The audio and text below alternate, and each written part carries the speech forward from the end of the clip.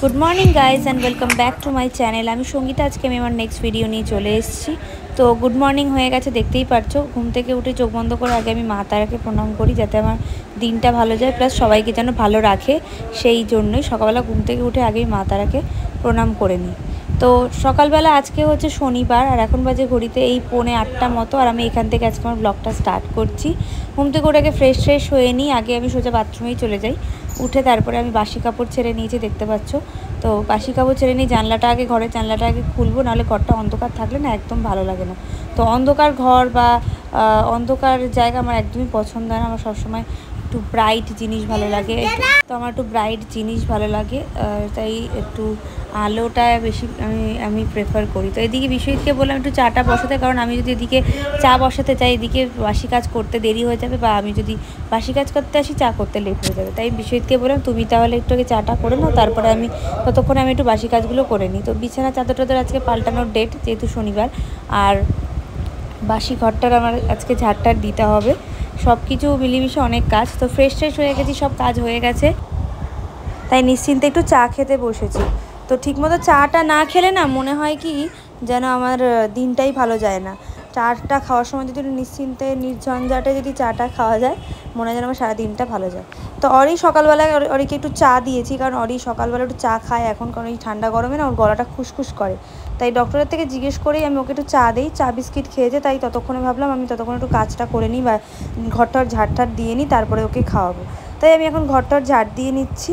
আর বাসি ঘর আমি বেশিক্ষণ ফেলে রাখি না, বিশ্বজিৎ বাবা ওরা বেরোনোর আগেই আমি ঘর ঝাড় দিয়ে নিই। তারপরে চলে আসলাম বাসনটা মাজতে। তো অনেক বাসন বেরিয়েছে আজকে, দেখতে পেয়েছো। তো আমার না বারবার বাসন মাজতে একদম ভালো লাগে না, জানি না এটা ভালো হ্যাবিট না খারাপ হ্যাবিট। মনে হয় যেন সব একবারেই মাজবো, বারবার মাজতে আমার একদম ভালো লাগে না। আর এদিকে দেখো ফেরিওয়ালায় যে 30 টাকাওয়ালা ফেরিওয়ালা আসলেই না, আমি কিনি বা না কিনি, আমি আমার ওই ব্যালকনি থেকে ঝুঁকে দেখি যে কী আছে ওদের কাছে। তো তারপরেই রান্না করতে চলে এলাম, তার আগে তো অরিকে খাইয়ে দাইয়ে দিয়েছি। তো আজকে ভাবছি আলুর দম করব, নিরামিষ আলুর দম করব, আর ফ্রাইড রাইস করব। যেহেতু আজকে নিরামিষ, ঘরে সেরকম সবজি নেই, তো তাই ভাবলাম এটাই করা যাক। এটা করলে টেস্টিও হবে, আর নিরামিষের দিন দেখবে একটু যদি ভালো কিছু খাওয়া যায় না, বেশ ভালোই লাগে, মানে একটু অন্যরকম খেতে ভালোই লাগে। তো তার জন্য একটু ফ্রাইড রাইস আর আলুর দম করলাম। তো আলুর দমটাও টেস্টি হয়েছিল, আর ফ্রাইড রাইসটাও টেস্টি হয়েছিল।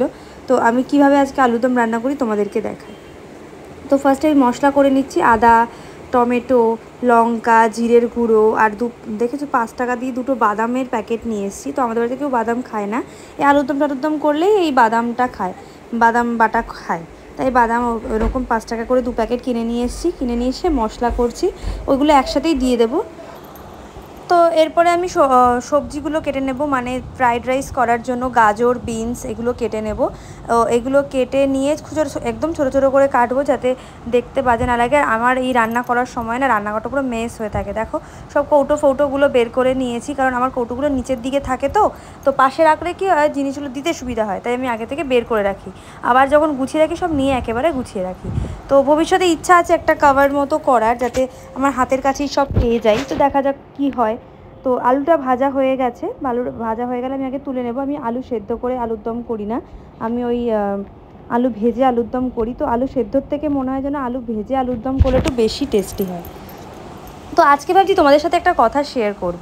তো সেটা হচ্ছে যে আমি অনেক দিন ধরেই জানো তো ইউটিউব করি, বাট আমার নিজের গাফিলতিও বলতে পারো, বা পেরে উঠি না, তার জন্য আমার কন্টিনিউ ভিডিও তোমাদেরকে দেওয়া হয় না। তো তার জন্যই আমার ভিডিওর আজকে চ্যানেলের ইয়েটা এতটাই খারাপ হয়ে রয়েছে। তো একদমই ভিউয়ার্স নেই, একদমই সাবস্ক্রাইবার্স নেই, বাট আমার ইচ্ছা আছে এখন থেকে একটু কন্টিনিউ দেওয়ার। তো জানি না কি হবে, আবার হয়তো এমন কাজের প্রেশার আসলো যার জন্য আমার ওটা একদমই আবার ইরেগুলার হয়ে গেল ভিডিও দেওয়া। কিন্তু কি করব, আমি তো চেষ্টা করি। কিন্তু কোনো ক্ষেত্রে কি হয়, আমাদের মতো মেয়েদের যারা ওয়ার্কিং লেডি, তাদের ক্ষেত্রে যেটা হয়, তো তাদের হাতে কোনোটাই থাকে না, কারণ তাদেরকে ঘরেরটাও সামলে যেতে হয়, প্লাস বাইরে গিয়েও সামলাতে হয়। বাড়িতে এসে মেন্টালি প্রেশার থাকে, অফিসের কাজের প্রেশার থাকে, প্লাস বাড়িতে কাজের প্রেশার থাকে। আর আমার ছেলে প্রচণ্ড দুষ্টু, ওকে সামলাতে হয়, ওকে একটু সময় দিতে হয়। এই করতে গিয়ে না অনেকটা টাইমে পেরে উঠি না। তো তার জন্য না আমার কন্টিনিউ ভিডিও দেওয়াও হয় না। তো ইচ্ছা ছিল ডেলি ভিডিও করার, ডেলি ভিডিও দেওয়ার। তো সেটা আমার কখনোই ফুলফিল ভাবি দেবো, বাট সেটা কন্টিনিউ হয় না। তো চেষ্টা করবো এবার থেকে কন্টিনিউ দেওয়ার। এদিকে দেখো কথা বলতে বলতে আমার আলুর দমও হয়ে গেছে।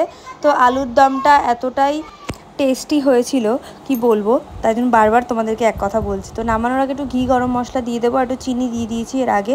আর কীভাবে কী করলাম সেটা তো তোমরা দেখতেই পারলে। আর এই দেখো আমার ফ্রাইড রাইসটাও কত সুন্দর হয়েছিল। তো আজকে রান্না হয়েছে চাটনি, আলুর দম আর ওদিকে ফ্রাইড রাইস। তো আমি এদিকে টিফিন গুছিয়ে নিয়েছি, এটা আমার টিফিন ব্যাগ। তো এখন অফিস যাওয়ার জন্য রেডি হচ্ছি। তো যেটা বলছিলাম আবার বলি, তো এবার থেকে ইচ্ছা আছে কন্টিনিউ ভিডিও দেওয়ার। তো তোমরা হয়তো কন্টিনিউ ভিডিও আমার দেখতে পারবে, রোজ না হলেও একদিন অন্তর একদিন দেওয়ার ইচ্ছা আছে। তো তোমরা আমার কাছ থেকে কীরকম ধরনের ভিডিও দেখতে চাও আমাকে একটু তোমরা কমেন্ট করে জানিও, আমি চেষ্টা করব সেরকম ধরনের ভিডিও দেওয়ার।